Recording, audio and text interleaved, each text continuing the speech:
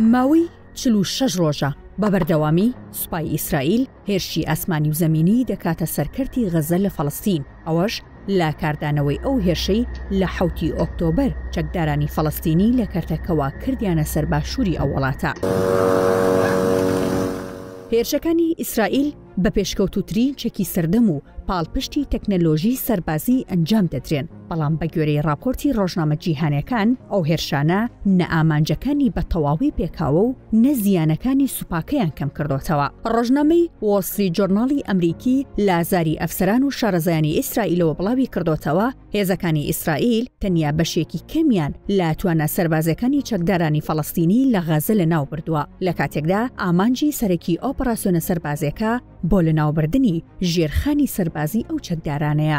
ڕۆژنامەکە بڵاویشی کردوتەوە جگەلەوەی سوپای ئیسرائیل نەیتوانیوە زیانی زۆر با ژێرخانی سەربازی چەکدارانی فەڵەستینی بگەێنێت، نشی توانیوە سەرکردە باڵاکانی ئەو چەکدارانە بکوژێت یان دەستگیریان بکات، ئەوەش بەهۆی قەرەباڵغی زۆری کەرتی غەزەوە.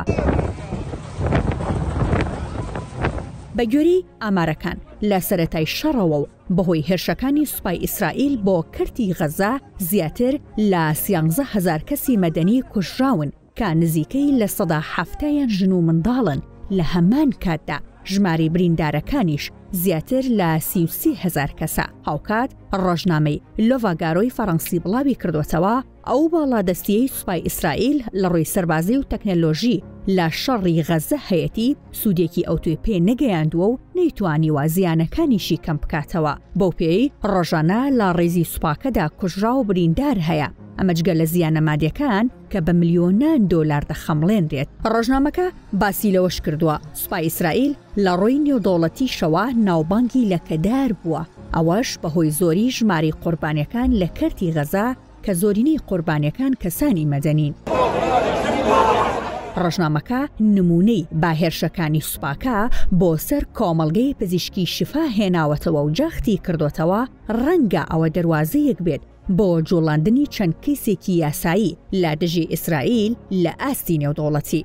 لەلایەکی تر ڕۆژنامەی گاردیانی بەریتانی هاماژەی بەوە کردووە هێشتا ئیسرائیل لە ژێر فشاری 7 ئۆکتۆبەردایە، بۆیە پێی وایە ئەگەر توندوتیژی دژی فەڵەستینیەکان بکات ئارامی و ئاسایشی پێدەبەخشێت. هەروەها ڕۆژنامەکە هاماژەی بەوە کردووە سوپای ئیسرائیل دەیەوێت بەو توندوتیژیانەی لە غەزە ئەنجامی دەدات فشارە ناوخۆیەکان کەم بکاتەوە، بە تایبەتی ئەو فشارانەی لەسەر بەرپرسانی حکومی و سەربازی لە دوای 7 ئۆکتۆبەرەوە دروست بووە.